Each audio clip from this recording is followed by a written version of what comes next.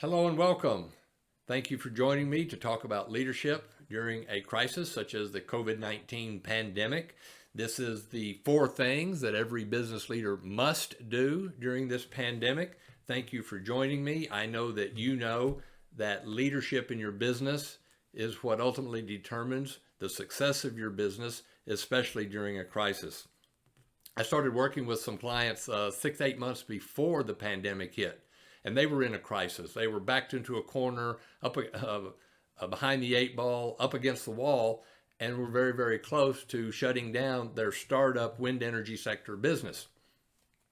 We started working together, and we actually went through this process, these 4 things. And as a result of that, by the time the pandemic hit, they were solid and were able to continue forward, even during a time when the contracts they had out were postponed or canceled outright, only for a week later to have those contracts come back in, released, and also more coming in. And in fact, they're coming through this pandemic to such a great degree that they are revising their strategic plan and their financial forecast, because 2020 is actually going to be their best year ever. My name is David Norris, and I have been in leadership and leadership development for 44 years. I spent 35 years as a banker and led 2 banks through 2 different major financial recessions. The first one in the 80s, and the second one more recently, the 2008-2009 financial recession. I've also led people through 11 different bank mergers and acquisitions in that. Prior to my banking career, I served as an infantry officer in the United States Marine Corps, and I can look back on that and now say that everything I ever needed to know about banking and business, I learned as a grunt in the Marine Corps, because it is all about the leadership. Now, these 4 things also work in the not-for-profit world. I've been in Rotary a very long time, serving as a club president twice, an assistant governor, a district governor, and most recently as what's called a Rotary coordinator, to where I'm tasked with helping sitting district governors improve their membership. And what we actually did in the 22 district governors that I supported over a 3-year time frame, we were actually able to reverse a 15-year negative trend of declining membership and actually bring it to a stop and go forward. The effect was very profound, and I'm very honored. And so I say this in humility without bragging, that Rotary awarded me their highest award. It's called the Service Above Self Award. And I'm very proud of that, and especially because out of 1.3 million Rotarians and only 450 of those awards given every year, in 2016, there were only 127 of those awards given, and I was honored with one of them. So I know this works. Now, you're in the right place here. If you were successful before the pandemic hit and you're looking to get that success back, or possibly it was that you were successful and yes, you're still maintaining that success, but you're still looking for more success. It could be that you were successful beforehand, and it could be even better now, and you want just not just more success, but significance. It could also be that you're in the right place. If maybe you had leadership challenges before the pandemic, and the pandemic's actually just now making it worse. Thing to remember here is that COVID-19 is not your fault. However, as the leader in your business, you get to lead your organization out of it. So imagine, if you will, what your business would be like on the other side of this pandemic, having gone through this process. So just hold on to that thought. And I also encourage you to stay until the end, because when we get through these things, I have a gift for you. I have something for you that will add value to you on top of what we're going to talk about here over the next 15 minutes or so. So please stay until the end.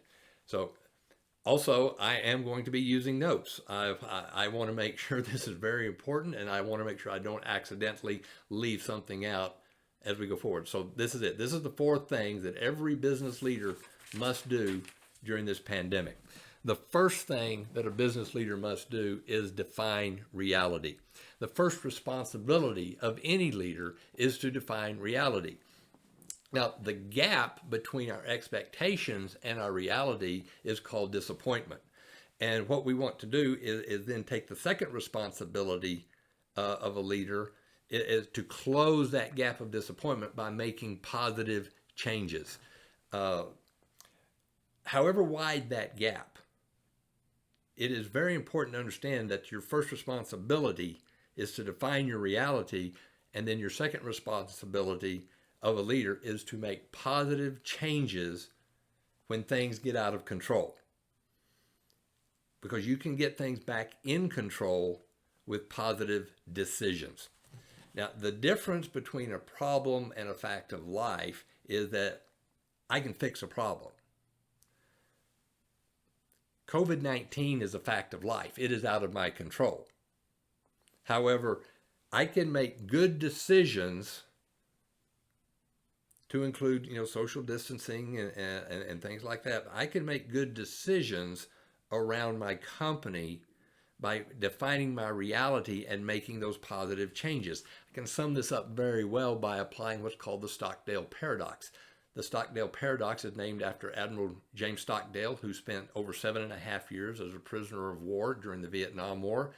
And the Stockdale paradox says that you retain faith that you will prevail regardless of the difficulties, and at the same time confront the most brutal facts of your current reality, whatever they are. So defining your reality in the presence of brutal facts is what can bring you through this by making the positive decisions going forward. Now, one thing I want to add to this in these four things is that no single item stands alone. They are totally they cannot stand alone. They must stand together. So the first one is define reality. Let's move to the second one here. And the second one is to liberate your creativity. Just because you're in a bad situation doesn't mean that it's all bad. You can creatively lead out of this crisis. You can creatively lead with a capital L to create results with a capital R. Nelson Mandela is a great example. Nelson Mandela, Viktor Frankl, James Stockdale, perfect examples. I'll use Mandela. Here's a man who was sentenced to life in prison at hard labor. And when and ultimately, as he came through his time in prison, 27 years later, as he was, by the time he got through that, he was practically running the prison, and then released from prison after a life sentence, released from prison to ultimately become the president of South Africa. To underscore that, what that means is that when you're no longer able to change a situation, the only thing left to do is to change yourself. Understanding that there's always an answer. We're always one thought away from a positive or a negative. We're always one thought away from a disempowering thought or an empowering thought. Liberating your creativity by adopting a positive life stance is the critical thing here. What is negative to us is always available. What is positive is also available, and also available in equal or greater portion. Now, continually choosing what is right, continually choosing what is positive, you get to decide to do that. Some of the good is going to find you, and some of the bad is going to find you. You can't control that. Some days you're the pigeon, some day you're the statue. But some of the good and some of the bad it's just going to find you. There is, and this is critically important, that if you liberate your creativity and make positive decisions, then the good will get better and the bad will improve. And structure is actually what liberates your creativity. And structure is what liberates your creativity and makes freedom possible. today matters. In this realm, the quality of the questions you ask, the quality of the thoughts that you're thinking, the people around you, the right people around you, and then of course your daily agenda, what you do daily. I love what John Maxwell says. He says your success is determined by your daily agenda, and nothing in your life is going to change until you positively change something you do daily. So what you do today matters. Number three, this one is the one that can actually attract more attention, but it does not stand alone. The others have to go with this as well. Number three is what I call sanitize your business. And when I say sanitize, I'm not talking about Clorox wipes and Lysol spray. No, I'm talking about in sanitizing your business, you put everything you do on trial for its life. This is the time to break out the sacred cows and see what needs to be done there. This is a perpetual spring cleaning of everything in the business, to include your culture, your core values, your strategy, your team, your systems, your training, your environment, and your finances. Put it all on trial for its life. Are you intentional about your company culture? Because if you're not intentional about your company culture, if you weren't intentional beforehand and not going to be intentional afterwards, chances are your culture is not what you think it is. Chances are, if you're not intentional about your culture, it's probably a bad culture. Are you core values? Are you negotiating with your non-negotiable? What's most important to you? What are those core values that are non-negotiable? Have you been negotiating with them? Is your strategic plan current? Probably not. But what is your plan going forward? That needs to be sanitized, rethought, dusted off, brought back to the forefront. Does your team, are the people closest to you, are they the right people? I think it was Jim Collins that said that people are not your most important asset. The right people are your most important asset. Are there some necessary endings that need to take place here? Training. What does training look like? Great quote by Archilochus, who said that we never rise to the level of our expectation. We fall to the level of our training. What about the environment of the office? Is the cubicle going to make a comeback? How does working from home look? What are your processes? How do they look? How have they changed? Can you creatively change? Can you leverage those further? But let me focus in specifically on your finances.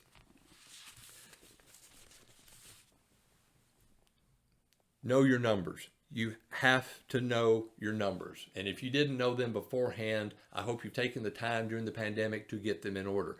Here's what happened. Let's take the example of the CARES Act and the payroll protection program that came out, and people that went that are. And by the way, if I have clients, we're debt averse. That's okay. However, if you wish to take advantage of the program and you went to a bank that you did not have a lending relationship with, you went to the back of the line. If you didn't have your numbers right and you were waiting on your Schedule C from your accountant, you were still waiting and you went to the back of the line. Knowing your numbers is absolutely critical. In the client story I shared previously, these guys came through, we worked through it, they got their finances in order, and even though their company was still struggling, they went and applied to a bank and helped sanitize their financial statements even further. But at the end of the day, they went into the pandemic with a $75,000 line of credit. Now, the thing about it is, I'm not advocating debt. Debt is debt, but debt is also leverage, and leverage can give you options. So it's very important to get your arms around your numbers. And if you don't like doing it, learn to do financial yoga and come through it. But this, sanitize your business, sanitize everything, and that includes your financials. The fourth thing. Now, the fourth thing is the one that most leaders are going to have the biggest challenge with, because I call it make an appointment with the mirror. Now, you talk about defining reality. There is absolutely no improvement until you as the leader decide to improve yourself. This is the hard part right here. This is the part that leaders seldom really get. There is a lid, if you will, on your leadership. And that lid is what determines your effectiveness as a leader.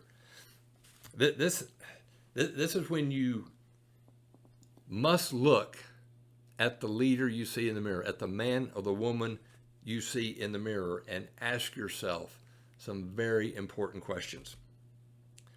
The first question to ask yourself is a question that I get from Blaine Bartlett and John Boggs, two premier leadership coaches and outstanding businessmen in this country. And that first question you must ask yourself is, who am I? Asking that question, examining that, and answering truthfully, honestly, candidly, transparently. That one question determines your leadership potential. And because it determines your leadership potential, it also determines the potential of the enterprise you're leading. So when you are no longer able to change a situation, we are challenged to change ourselves. The opposite of victim is not assailant. So if you're in the conversation, if you're in your appointment with the mirror and you're in the conversation and you're asking yourself, why is this happening to me? You're looking at this from a victim standpoint. If you are asking the leader in the mirror, is this happening for me? You're actually in the creating mode. You're starting to liberate your creativity. The opposite of victim is not assailant. The opposite of victim is creator. And there is no improvement until you as a leader intentionally improve and grow yourself. And so also do this. While you're inside that appointment with the mirror, ask yourself this question. You say, what if, as COVID-19 passes, your business comes through it more powerful, more productive, and more personally satisfying for everyone involved, including yourself, as a result of having gone through it?